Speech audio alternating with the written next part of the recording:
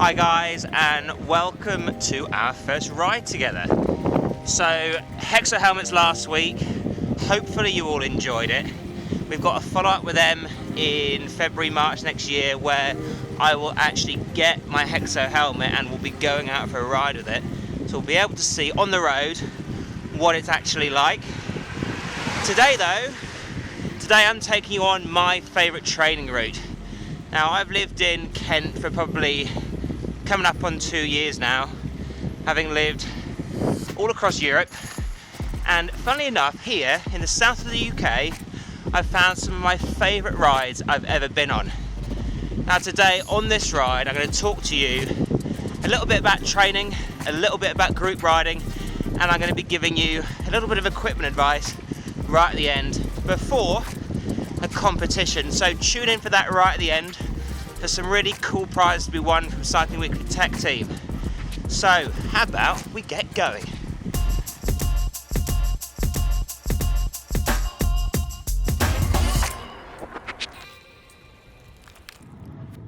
So we've just gone through West Wickham. We're about 6 or 7 kilometres into this ride. It's 55 in total, and we're on our first climb right now.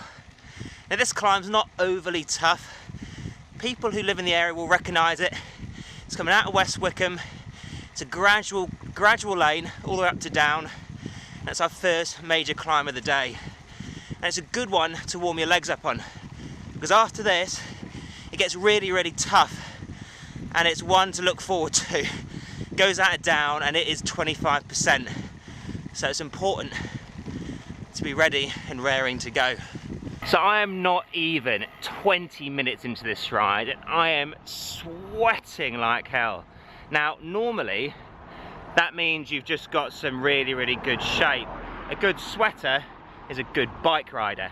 But today I think it's down to this jacket. I mean, I've literally just got on one merino wool Le Col base layer and this jacket.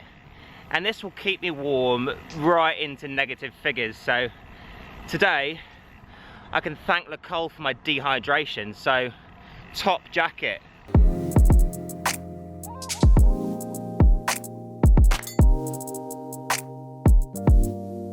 Now, just for the record, last time I did this ride, I was far fitter than what I am now.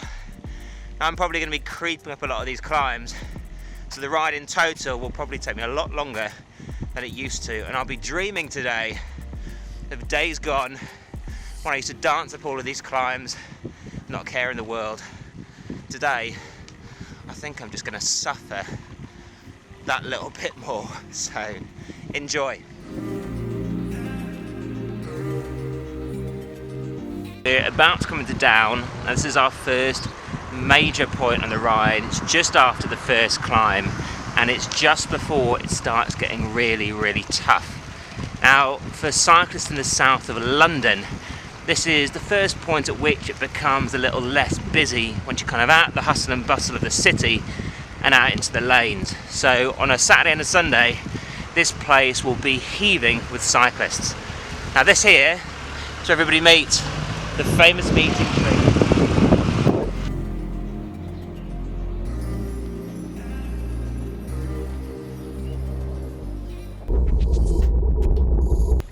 So we've just got up to down, we've taken the technical descent, and we're now about to hit the first major climb of the day. Now this is a killer of a climb. It's down lane, leading into Cudham Lane, and it is 25% at the top. Now before the Commonwealth Games this year, I used this climb as a bit of a test. I actually have the KOM on this climb, but to do that, I had to big ring the thing. And for me today, big ringing it, I think certainly going to be a thing of the past. And I'm going to struggle to get up it in the 39.28. This thing is savage. And if I can hold the camera while I do it, I'll give you a bit of face suffering.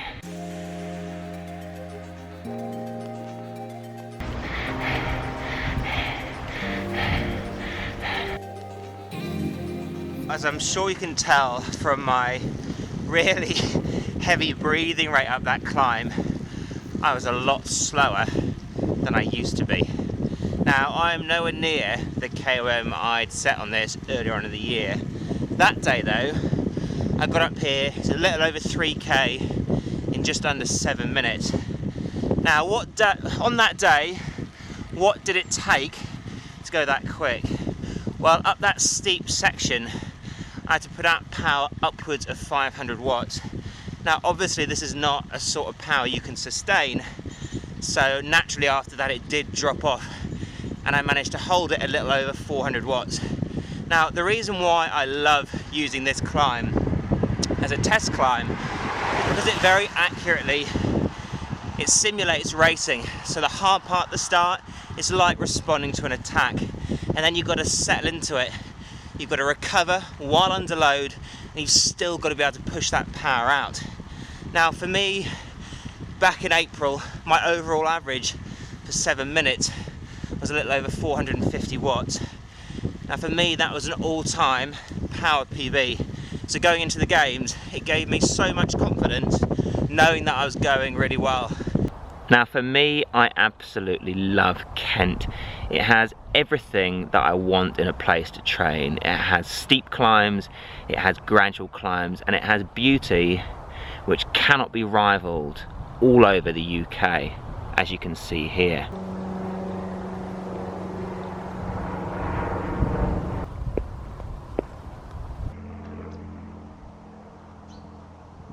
So having a test climb or a test piece of road is a really important thing to have. And for me, I've always looked to find something, no matter where I was living, whether that be in France or Austria or here in Kent. It is vital for me and for a lot of others to help monitor and gauge your form. And when it comes down to confidence, which is vital in sports and when you're competing with people, when you hit that new power PB or fastest time up your climb, then you're going into your next race that much more confident, knowing you're going very, very well.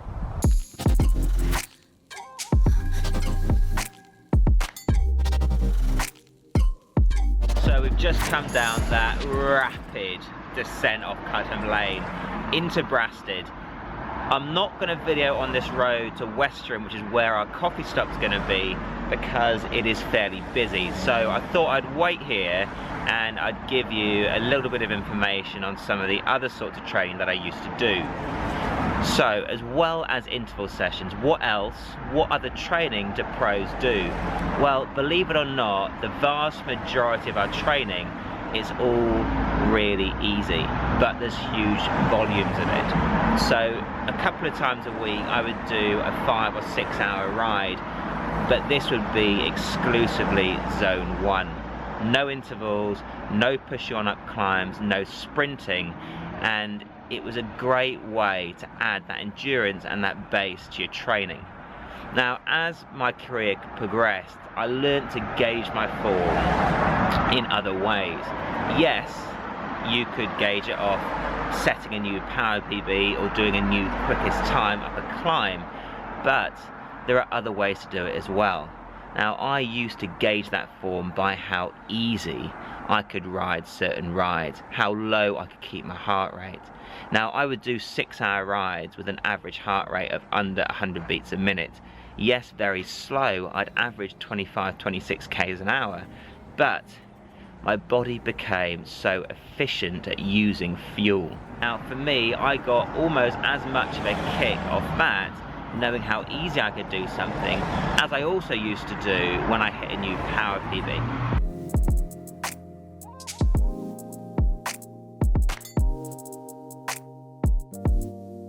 Check this coffee and cake out. I mean, this is the best carrot cake you'll ever have. To get it, you'll need to come to the Tudor Rose Tea Rooms in Westerham. For me, this is a regular place. I always go. I love the staff here. I love the vibe. So if you're nearby, go and check it out. Now, while we're here, I just wanted to talk a little bit about group riding and the social side of the sport. For me, it's really, really important. I mean, obviously today I'm riding on my own, but I hugely see the value in riding as a group. It's great for meeting new people, it's great for motivation. Now, if you're lucky like me, in Crystal Palace, we've got about 4 or 5 clubs within a 4 or 5 mile radius, so you're absolutely sport for choice. But I guarantee you'll have at least one club near you. So if you're a new cyclist, check your local area out, find your local club, drop them an email, and try and get out on a ride with them, because it will be the best thing you do. You'll meet loads of new people, it'll be great for motivation, and you won't regret it. And they'll show you some great routes you would have never even heard of before, so it's all good. Cake, well and truly demolished. So we've just left the coffee shop. We've got about 23 k's left to go. I'm fueled up on cake and coffee.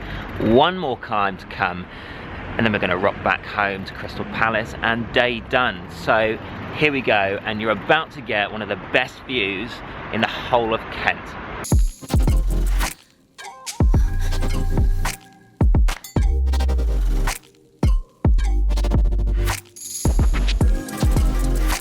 We're at one of the highest points in the whole of Kent right now. This is the top of Bedlstead Lane, and we came from the direction of Westerham, which is where we obviously had our coffee stop. Now, I didn't feel my legs up there, and I don't think it's because I have great form. I think it's just because I drank a litre of coffee and had one of the best carrot cakes around. Now that we're up here, you can see what is the most magnificent view. And while we're here, I thought I'd talk to you a little bit about equipment and what I use on these roads of Kent. Now, in the winter, I change my crankset out for something a little bit different. I normally run a standard crankset, which is 5339. But for the roads around here, because they're so steep, I mean, they're not very long, but they're very, very steep grades, I put on a compact chain set. And the reason why this is, it gives me far better spread of gears. It means I don't have to go as deep up some of these climbs, and I'm in far more control when it comes to my training. And the second thing, and this is a great thing, because a lot of the roads around the UK are very tough and they're very heavy roads. So I now use 28mm clinchers, and this gives me far better puncture protection, it's far more comfortable, and it makes those winter miles that much more tolerable. Now, we are about to go down a little descent, and we're heading back towards West Wickham, and then we're on the home run. So enjoy the last bit, and I'll see you at the end.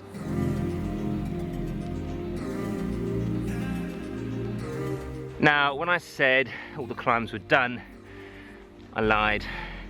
There's one more. Now, we've done 3 big, beautiful climbs, but there's one killer just at the end.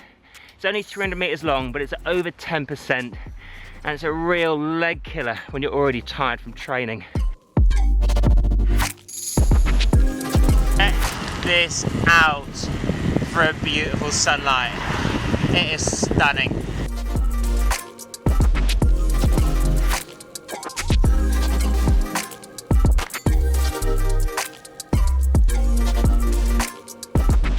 So we are just around the corner from West Wickham. So before I go, I did say there was a competition for you guys.